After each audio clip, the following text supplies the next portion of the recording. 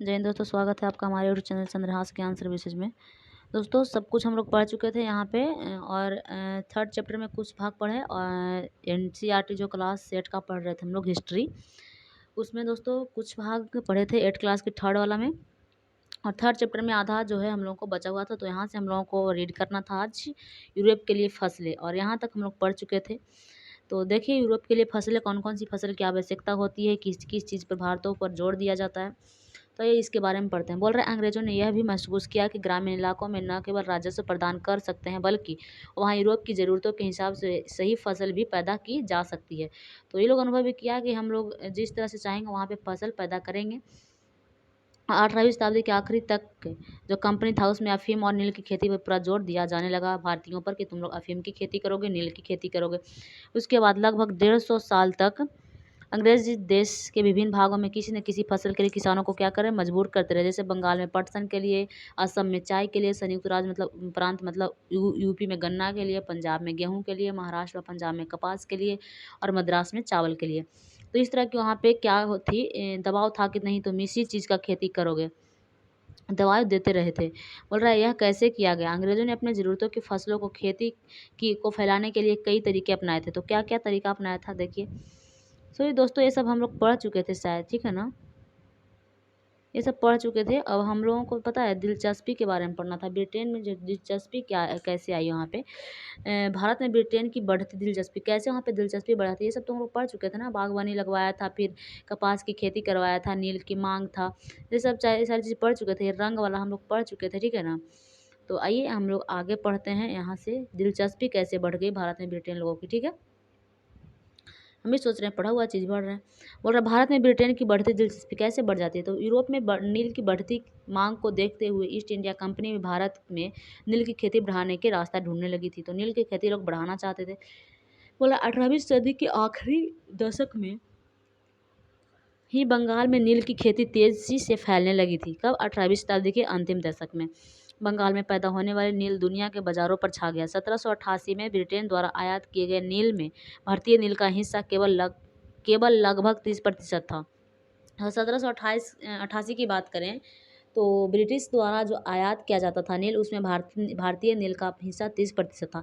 लेकिन अगर 810 ईस्वी की बात करें तो ब्रिटेन के द्वारा जो नील आयात किया जाता था उसमें भारतीय नील का हिस्सा 95% हो चुका था। तो इतना जल्दी दोस्तों इतना विकास हो चुका था, इतना नील पर जोर दे रहा था कि मतलब सोच लिए 1788 में जो 30% ही है और 1810 होते होते जो है 95% वहाँ पे हिस्सेदारी हो गया है।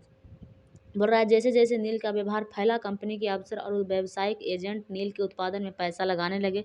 समय बीतने के साथ कंपनी के बहुत सारे अधिकारियों ने नील के अपने कारोबार पर ध्यान देने के लिए अपनी नौकरियां छोड़ दी। तो सोचिए नौकरी तक छोड़ दिया था नील के मतलब कारोबार पर ध्यान देने के लिए। भारी मुनाफा के उम्मीद से स्कॉटलैंड और इंग्लैंड के बहुत सारे लोग भारत आए और उन्होंने नील के बागान लगाए। तो स्कॉटलैंड के भी आए, इंग्लैंड के भी आए, उन्होंने क्या लगाए, नील का बागान लगाना शुरू कर दिया। जिनके पास नील की पैदावार के लिए पैसा नहीं थे उन्हें कंपनी और नए बैंक कर्जा देने को तैयार रहते थे। तो मतलब कर्जा भी देना शुरू कर दिया था नया नया बैंक की, तुम नील की खेती करो हम तुमको पैसा देंगे। अब देखिए इधर एक चित्र दे रहा है, सेंट डॉगमेंट की गुलाम की बगावत है, 17 अगस्त 1751 का चित्र है। क्या है, सेंट डोमिंगो की गुलामी का है, ठीक। देखिए यहाँ पे चित्र का वर्णन क्या बोल रहा है। 18वीं सदी में फ्रांसीसी बागिनी मालिकों ने कैरिबिलाई द्वीप एक है उस समूह पर स्थित फ्रांसीसी उपनिवेश सेंट डोमिंगो में नील और चीनी का उत्पादन शुरू किया। इन बागानों में काम करने वाले अफ्रीकी जो गुलाम थे 1791 ईस्वी में बगावत पर उतर आए थे। उन्होंने बांग्ला जला दिए थे और अपने धनी मालिकों को क्या किया, मार डाला था। 1792 में फ्रांस ने अपने उपनिवेशों में दास प्रथा समाप्त कर दी और इन घटनाओं की वजह से कैरिबियो द्वीप में नील की खेती ठप पड़ गई थी। तो यहाँ पे नील की खेती था, कैरिबियो द्वीप था, तो वहाँ पे फिर खेती ठप पड़ गया। अब देखिए नील की खेती कैसे होती थी, तो बोल रहा है नील की खेती के दो तरीके थे, एक निजी और एक रैयती। निजी खेती की व्यवस्था में बागान मालिक खुद अपनी ज़मीन में नील का उत्पादन करते थे, या तो वह ज़मीन खरीद लेते थे या दूसरे ज़मींदार से ज़मीन भाड़े पर ले लेते थे और मजदूरों को काम पर लगाकर नील की खेती करवाते थे। तो इस तरह की निजी थी। और रैयती क्या थी, निजी खेती की समस्या के बारे में यहाँ पे दे रहा है कि निजी खेती की समस्या क्या थी, ठीक है। और रैयती थोड़ा दोस्तों रैयती अलग तरह से होता था, ठीक है ना, वहाँ पे निजी नहीं होता था। ठीक, निजी और नहीं रैयती का मतलब आप लोग अब समझ रहे होंगे। ठीक, निजी खेती की दोस्तों समस्या ये थी कि निजी खेती बोल रहा है कि बागान मालिकों को निजी खेती का क्षेत्र फैलाने में मुश्किल आ रही थी। जो बागान मालिक थे उसको निजी खेती ढेर नहीं फैला पा रहे थे। नील की खेती केवल उपजाऊ ज़मीन पर ही की जा सकती थी। ऐसे ज़मीनों पर आबादी पहले ही बहुत ज़्यादा थी। यहाँ वहाँ छोटे-मोटे खेत ही उनके हाथ लग पाते थे। तो नील की खेती करने के लिए उन्हें बड़े भूभाग मतलब भूखंड की ज़रूरत थी, तो वो उनको मिल नहीं रहा था। इस तरह की ज़मीन उन्हें कहाँ मिल सकती थी। उन्होंने नील की खेती की उन्होंने नील की फैक्ट्री के इर्द-गिर्द पट्टे पर ज़मीन लेने का प्रयास किया और वहाँ के किसानों को क्या किया, हटवा दिया। इससे क्या हो गया कि टकराव और तनाव पैदा हो गया। अब किसी किसान को जो मतलब वहाँ रह रहा है युगों से, उसको आप वहाँ से हटवा करके और उसको उसकी खेती पर जो है उसकी ज़मीन पे आप नील की खेती करवाइएगा, तो ये गलत बात है ना। किसान तो जब आप मतलब विरोध में आवाज़ उठाएगा ना, कहाँ रहेगा, कहाँ जाएगा? उसको मजबूरी है आवाज़ उठाना। वो नहीं जा सकता, कहाँ जाएगा छोड़ कर के अपना पुश्तैनी मकान को? तो वहाँ पे टकराव उत्पन्न हो गया, ठीक है। मज़दूरों को इंतज़ाम करना भी आसान नहीं था। बड़े बागान के लिए बहुत सारे मज़दूरों की ज़रूरत होती थी। मज़दूरों की ज़रूरत भी सबसे ज़्यादा उसी समय होती थी जब किसान खेती की काम में व्यस्त रहते थे। तो किसान अब जब खुद की खेती में व्यस्त है तो कैसे वहाँ पे मज़दूरी करने के लिए आ सकता है? तो अब मज़दूरी की ज़रूरत भी उसी टाइम पे है। तो इसमें भी काफ़ी दिक्कतें आई। तो निजी खेती में समस्या यही सब थी। बोल रहा है बड़े पैमाने पर निजी खेती के लिए बहुत सारे हल-बैलों की भी ज़रूरत पड़ती थी। तो हल-बैल भी दोस्तों नहीं दे सकता, क्योंकि देखिए किसान जब खुद ही खेती कर रहा है उसी टाइम में हल और बैल चाहिए, तो किसान सबसे पहले अपनी खेती पे ध्यान देगा, ठीक है, उसके बाद ही वो देगा, लेकिन सबसे पहले बोलेगा नहीं मेरा होगा तभी देंगे, क्योंकि किसान के लिए खेती ही उसकी आत्मा है। तो बोल रहा है यार 1 बीघा नील की खेती के लिए 2 हल चाहिए होता था। इसका मतलब यह था कि अगर किसी बागान मालिक के पास 1000 बीघा ज़मीन है तो उसे 2000 हलों की ज़रूरत पड़ेगी। तो सही बात है, 1 बीघा नील की खेती करने के लिए अगर 2 हल है तो 2 बीघा खेत है, 1000 बीघा खेत है तो 2000 हल चाहिए ही चाहिए। तो 2000 हल कहाँ से लाए? हलों को खरीदना और उनका रख-रखाव एक बड़ी समस्या थी। किसानों से भी हल नहीं मिल सकता था। उन्हें अपने लिए भी इन चीज़ों की ज़रूरत होती थी, तो होती थी ना। बताया ना उस समय ही, क्योंकि उसको खेती करना होता था तो कैसे देगा? जिस समय नील उत्पादकों की ज़रूरत होती थी उसी समय किसानों को हल-बैल भी चावल की खेती में भी व्यस्त रहते थे। बोला 19वीं सदी के आखिरी तक बंगाल मालिक नील खेती का क्षेत्रफल फैलाने में हिचकिचाते थे। इस व्यवस्था के तहत नील की पैदावार वाली 25% से भी कम ज़मीन आती थी। तो मतलब नील की जो पैदावार कर सकता था वो 25% से कम ज़मीन था, ठीक है। बाकी ज़मीन रैयती व्यवस्था के अंतर्गत था। बाकी जो क्या था, रैयती व्यवस्था का के अंतर्गत आता था। अब यहाँ पे देखिए रैयती ज़मीन पर नील की खेती कैसे होता था उसको बता रहा है। उससे पहले कुछ यहाँ पे दिया है, उसके बारे में जब पढ़ लेते हैं। दोस्तों बीघा अगर हम कहते हैं, बीघा आप सभी लोग समझ रहे होंगे यहाँ पे। बीघा से ज़मीन को नापा जाता है, तो फिर भी यहाँ पे दिया है बीघा क्या होता है उसके बारे में पढ़ लेते हैं। बोल रहा है ज़मीन का एक माप होता है क्या, बीघा। ब्रिटिश शासन से पहले बीघा का आकार अलग अलग होता था। बंगाल में अंग्रेजों ने इसका क्षेत्रफल करीब 1/3 एकड़ तय कर दिया, तो 1/3 एकड़ को ही बीघा कहते हैं। 20 में इसको अगर कट्ठा में मापना हो तो 20 कट्ठा को 1 बीघा कहते हैं, ठीक है। और गुलाम की बात करें तो गुलाम एक ऐसा व्यक्ति होता है जो किसी दास या स्वामी का संपत्ति होता है। गुलाम के पास कोई आज़ादी नहीं होती है, उसे अपने मालिक के लिए काम करना होता है, ठीक है। तो गुलाम समझ में आ गया, बीघा समझ में आ गया। अब चलिए आगे, रैयत ज़मीन पर खेती मतलब नील की खेती कैसे होती थी, ठीक है। देखिए रैयती ज़मीन की व्यवस्था क्या था। रैयती ज़मीन के तहत बागान मालिक रैयतों के साथ एक अनुबंध करते थे, सट्टा करते थे। कई बार वे गांव के मुखियाओं को भी रैयती के तरफ से समझौता करने के लिए बाध्य कर देते थे। जो अनुबंध पर दस्तखत कर देते थे उन्हें नील उगाने के लिए कम ब्याज दर पर बागान मालिकों से मतलब नगद कर्ज मिल जाता था। ये लोग आपस में कई लोग मिल करके एक दस्तखत पर साइन करते थे और कर्ज ले लेते थे। कर्जा लेने वाले रैयत को अपने कम से कम 25% ज़मीन नील की खेती के लिए होनी चाहिए थी। तो कम से कम रैयत जो है अपना 25% हिस्सा क्या देगा, ज़मीन जो है नील की खेती के लिए देगा, तभी उसको कर मिलेगा। बागान मालिक बीज और उपकरण मुहैया कराते थे, जबकि मिट्टी को तैयार करने, बीज बोने और फसल को देखभाल करने का जिम्मा जो है काश्तकारों के ऊपर ही रहता था। बोला जब कटाई के बाद फसल बागान मालिक को सौंप दी जाती थी तो रैयत का नया कर्ज मिल जाता था और वही चक्र दोबारा जो है वहाँ पे चलते रहता था, ठीक है। दोबारा शुरू हो जाता था। जो किसान पहले इन कर्जों से बहुत आकर्षित थे, उन्हें जल्द ही समझ में आ गया कि यह व्यवस्था कितनी कठोर है। उन्हें नील की तो कीमत मिलती थी, पर बहुत ही कम मिलती थी। कर्जों का सिलसिला कभी ख़त्म भी नहीं होता था। समस्या और भी थी। बागान मालिक चाहते थे कि किसान अपने आप बढ़िया खेतों में ही नील की खेती करे, लेकिन नील के साथ परेशानी यह थी कि उनकी जड़ें बहुत गहरी होती थी और एक मिट्टी की सारी ताकत खींच लेती थी। नील की कटाई के बाद वहाँ धान की खेती नहीं की जा सकती थी। तो सोच लीजिए, जहाँ पे आप एक बार नील की खेती कर दी तो वहाँ पे धान की खेती नहीं होगा, तो किसान करना चाहेगा जी? नहीं करना चाहेगा। अपना खराब ज़मीन पर करता भी था तो वहाँ पे से अच्छा नील हो नहीं रहा है, और नील के लिए कुछ ही भाग इससे फ़ायदा होता था, बाकी सब जो है वहाँ पे हो जाता था बागान के मालिक को। यहाँ बागान कौन लगाया हुआ था? ब्रिटेन के, इंग्लैंड, स्कॉटलैंड के, इंग्लैंड मतलब स्कॉटलैंड के जो मालिक थे, ठीक है ना। तो ये सारे लोग लगाए हुए थे, तो उन लोग को फ़ायदा होता था। तो नील विद्रोह तो होगा ही ना, नील विद्रोह फिर उसके बाद आ गया। अब देखिए ऊपर थोड़ा सा कुछ दिया था, उसके बारे में थोड़ा पढ़ लेते हैं, फिर दिक्कत हो जाएगा नहीं पढ़ेंगे तो। देखिए ये सब सारे चीज़ पढ़ चुके थे। यहाँ पे दोस्तों एक चित्र दे रहा है। 19वीं सदी के शुरुआत में बंगाल के मजदूर नील की खेती करते हुए, तो यहाँ पे नील की खेती करते हुए हैं, देख लीजिए। बंगाल के जो किसान हैं वो नील की खेती कर रहे हैं। भारत में नील के पौधे की कटाई अधिकांशतः पुरुष ही करते थे, महिला नहीं करते थे। खेतों में से फैक्ट्री में लाए जा रहे नील के पौधे को, एक गट्ठर। तो देखिए खेत में से काट के नील के पौधे को जो है फैक्ट्री में ले जाया जा रहा है, इसका फिगर दिया है। अब यहाँ पे देखिए नील का उत्पादन कैसे होता था उसके बारे में कुछ दे रहा है। चित्र 10 में देखिए नील की खेती के पास अगर नील का एक कारखाना विलियम सिम्पस का चित्र है, तो देख लीजिए यहाँ पे इसी को दे रहा है, बता रहा है इसी के वर्णन किया है। बोल रहा है नील गांव आम तौर पर बागान मालिकों की फैक्ट्रियों के आसपास ही होते थे। कटाई के बाद नील के पौधे को कारखाने में स्थित बैटर मतलब हौद में पहुंचा दिया जाता था। रंग बनाने के लिए 3 से 4 टुकड़ों मतलब 3 से 4 कुंडों की जरूरत पड़ती थी। प्रत्येक हौद का अलग काम था। नील के पौधे में पत्तियों को तोड़कर पहले एक कुंड में गर्म पानी में कई टंक क्या हो जाता था, कई घंटा तक वहाँ डुबाया जाता था गर्म पानी में। इस हौद को किन्वर या स्टीपर कुंड कहा जाता है। जब पौधे किण्वित हो जाते थे तो द्रव में बुलबुले उठने लगते थे। अब सड़ी हुई पत्तियों को निकाल दिया जाता था और द्रव्य को एक और हौद में छान लिया जाता था। दूसरा हौद पहले हौद के ठीक नीचे होता था। इस तरह से कैसे रंग तैयार किया जा रहा है इसको बता रहा है, बोल रहा है। फिर देखिए दूसरा हौद को इस घोल में लगातार हिलाया जाता था और पेंडलों से गाला जाता था, ठीक है। अब फिर क्या हो रहा है कि जब यह द्रव हरा और उसका नीला हो जाता था तो हौद में चूना का पानी डाल दिया जाता था। तो धीरे धीरे नील की पड़ियाँ क्या होती थी, नीचे जम जाती थी और ऊपर साफ द्रव निकल जाता था। द्रव को छान कर अलग करेंगे तो फिर क्या हो जाता था, नील की लुगदी दूसरे कुंड। ये सब जो चीज़ें हैं वो नील के बारे में दे रहा है। देखिए हॉल को हिलाने वाला था एक, कैसा देख लीजिए इस तरह से दे रहा है। मजदूर 8 घंटा से भी ज़्यादा काम वहाँ पे करते थे, तो कैसे कोई रहेगा बताइए। और ये छोड़िए वह सब, अब नील का विद्रोह के बारे में देखते हैं। वो हालांकि पूछेगा नहीं हमारे एग्जाम में, फिर भी एक ओवरऑल था, आप लोग चाहें तो पढ़ लीजिएगा। देखिए अब नील का विद्रोह का इस तरह से हुआ, बोल रहा है। मार्च अगर 1859 में बंगाल के हजारों रैयतों ने नील की खेती से इनकार कर दिया।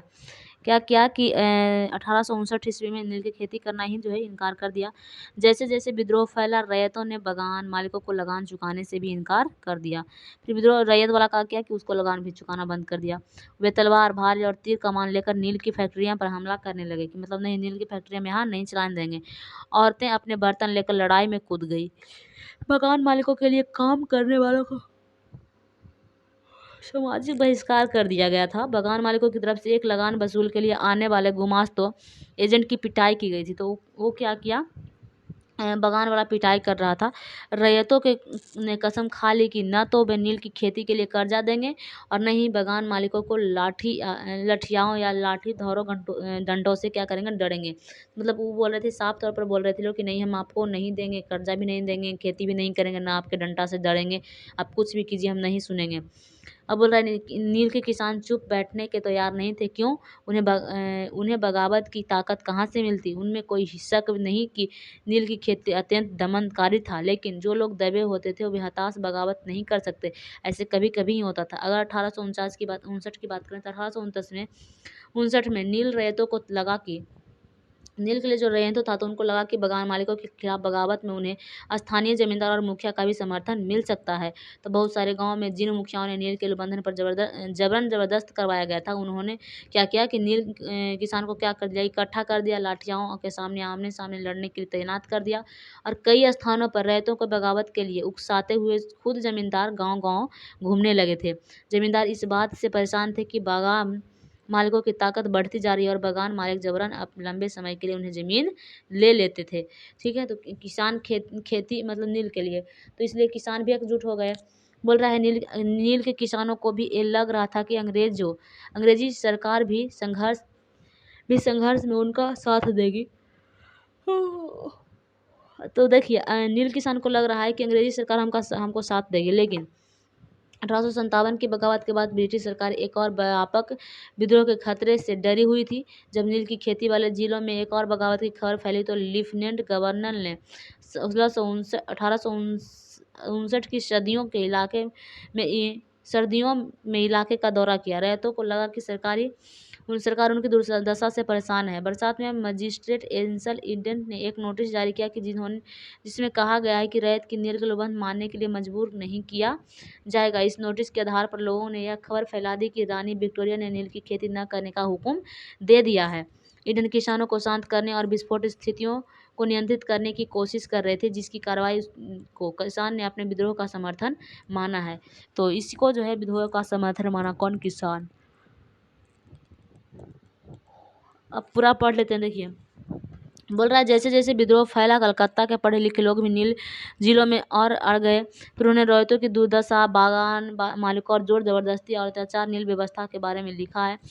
इस बगावत से परेशान होकर सरकार के बागान मालिकों की रक्षा के लिए सेना बुलानी पड़ी थी। नील उत्पादन व्यवस्था की जांच करने के लिए एक नील आयोग भी बनाया गया था। इस आयोग ने बागान मालिकों को दोषी ठहराया।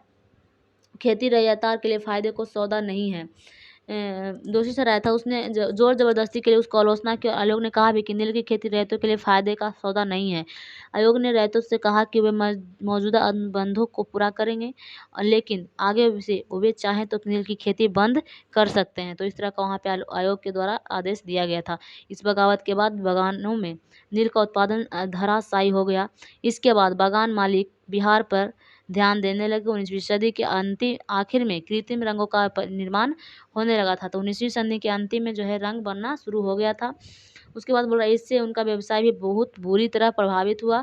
फिर भी वे उत्पादन फैलाने में सफल रहे। जब महात्मा गांधी दक्षिण अफ्रीका से लौटे तो बिहार का एक किसान ने उन्हें चंपारण आकर नील किसानों की दुर्दशा को देखने का न्योता दिया था। और 1817 ईस्वी में गांधी जी ने यह दौरा नील बागान मतलब मालिकों के खिलाफ चंपारण आंदोलन से शुरुआत की थी। तो सबसे पहले मतलब महात्मा गांधी जो यहीं से शुरुआत किए थे। ठीक है, तो आइए यहाँ पे थोड़ा सा कुछ दिया था उसको देख लेते हैं। नील गांव की एक गीत यहाँ पे दे रहा है, तो इस गीत को छोड़िए, कुछ खास नहीं है। यहाँ पे देखिए बोल रहा है भीख मांग लूँगा परंतु नील नहीं उठाऊँगा। तो नील नहीं उगाऊँगा, भीख मांगूंगा वो ठीक है, लेकिन नील नहीं उगाऊँगा। तो इस तरह का कुछ था, देख लीजिए। बोल रहा है चांदीपुर थाना हरदी के एक नील काश्तकार हाजी मुल्ला से मंगलवार 5 जून 1807 को नील आयोग के सदस्यों ने बात की थी। हाजी मुल्ला ने कुछ सवाल का जवाब इस तरह दिए थे। उसने पूछा कि क्या आप, जैसे वहाँ पे एक नील आयोग के अध्यक्ष थे WS सीटन का, ठीक है। तो उन्होंने पूछा कि क्या अब तुम नील की खेती के लिए तैयार हो? अगर नहीं तो किस तरह किस तरह की शर्तों पर खेती करना चाहोगे? फिर उसके बाद हाजी मुल्ला ने इनका जवाब दिया था कि मैं नील उगाने को तैयार नहीं हूँ, मुझे नहीं पता कि कोई भी नई शर्तें मुझे संतुष्ट कर सकती है। उसके बाद फिर साले ने पूछा, एक नाम है श्री साले, तो उन्होंने पूछा जब कि क्या तुम 1 रुपया प्रति बंडल की कीमत पर भी खेती नहीं करना चाहते? तो हाजी ने कहा नहीं, मैं नहीं करूँगा। नील उगाने के बजाय मैं कहीं और चला जाऊँगा, भीख मांगूंगा परंतु नील नहीं उगाऊँगा। ठीक है, तो ये हाजी मुल्ला का जवाब वहाँ पे था। ठीक है, अब किसी भी वजह से भी हम खेती नील का नहीं करेंगे, मतलब नहीं करेंगे। अब देखिए वेस्ट इंडीज के नील उत्पादन के बारे में कुछ दे रहा है, उसके बाद आपका चैप्टर खत्म हो जाएगा। बोल रहा है कि 18वीं सदी की शुरुआत में एक फ्रांसीसी मिशनरी जो ठीक है, लवात ने कैरिबियाई द्वीप का दौरा किया था और इस इलाके के बारे में विस्तार से लिखा। यह तस्वीर लवात के एक पुस्तक से ली गई है। इस तस्वीर में वहाँ के फ्रांसीसी बागानों में नील उत्पादन के सारे चरणों को दर्शाया गया है। बाएं सिरे पर आप देख सकते हैं कि गुलाम मजदूर नील के पौधे को सेटलर बाट में डाल रहे हैं। एक और मजदूर एक मशीनी चरखी में से घोल को घुमा रहे हैं। तो यहाँ पे देखिए इस फिगर का ही वर्णन कर रहा है। बोल रहा है कि दो मजदूर नील की लुगदी को बोरे में भरकर सुखाने के लिए ले जा रहे हैं। अगले हिस्से में दो मजदूर नील की लुगदी को मिलाकर सांचे के ढालने का ये तैयार कर रहे हैं। तस्वीर के बीचों बीच बगान मालिक ऊंची जगह खड़े होकर सारे गुलामों पर नजर रख रहे हैं। तो इस चित्र का वर्णन था। अब यहाँ पे दोस्तों देखिए कुछ क्वेश्चंस है, जैसे मिलान करना है, भरना है, रैयत महाल, निजी, रैयती। तो इस तरह से यहाँ पे भरना है। आप सब कुछ पढ़ चुके हैं दोस्तों। एक क्वेश्चन आप देख लीजिएगा, आपसे क्वेश्चन एक एक बन जाएगा सारा चीज़, ठीक है। चंपारण आंदोलन में महात्मा गांधी की भूमिका बोल रहा है। महात्मा गांधी यहीं से तो शुरुआत की थी अपनी रणनीति का। बोल रहा है भारत में शुरुआत कॉफ़ी और चाय का बागान के इतिहास के बारे में बताइए। रैयत नील खेती से क्यों कतरा रहे थे। रैयती नील की खेती से काहे कतरा रहे थे, उसके बारे में बताना है। फिर बोल रहा है किन परिस्थितियों ने बंगाल में नील का उत्पादन धराशायी करवा दिया था। फिर पूछ रहा है कि ये सारी चीज़ पढ़ा हुआ है। अस्थायी बंदोबस्त, मालाबारी व्यवस्था अस्थायी बंदोबस्त के मुकाबले कैसे अलग, सब चीज़ पढ़ा हुआ है, ठीक है। अगर आप लोग पढ़ चुके हैं, इसका जवाब आप खुद दे दीजिएगा, ठीक है। तो आशा करता हूँ दोस्तों कि आप सभी लोग समझ गए होंगे। वीडियो को हम स्टॉप करते हैं, ठीक है। तो वीडियो दोस्तों आपको अगर पसंद आता है तो लाइक शेयर करते रहिए और ऐसे ही मज़ेदार टॉपिक आता रहेगा और आप लोग पढ़ते रहिए। एनसीईआरटी दोस्तों देखिए, एनसीईआरटी कंप्लीट रहेगा ना तो आप लोगों को पढ़ने में बाहर नहीं पड़ेगा। सारा जो चीज़ रहेगा ना, सारा चीज़ पढ़ना मतलब पढ़ने में मज़ा आएगा। एडवांस बुक पढ़ने में बिल्कुल भी मतलब ऐसा नहीं लगा कि हम क्या पढ़ रहे हैं। हर चीज़ लगेगा कि नहीं मेरा जाना हुआ चीज़ है, बस इसका रिवाइज कर रहे हैं। सब कुछ मतलब अच्छा लगेगा पढ़ने में, ठीक है। एडवांस बुक आप अच्छे से पढ़ पाइएगा। तो पहले एनसीईआरटी पर फोकस कर लीजिए, बहुत अच्छा लगेगा और आपको भार भी नहीं पड़ रहा होगा ज़्यादा मेरे हिसाब से। तो हंसते खेलते बस पढ़ लीजिए दोस्तों, ठीक है। जय हिंद दोस्तों।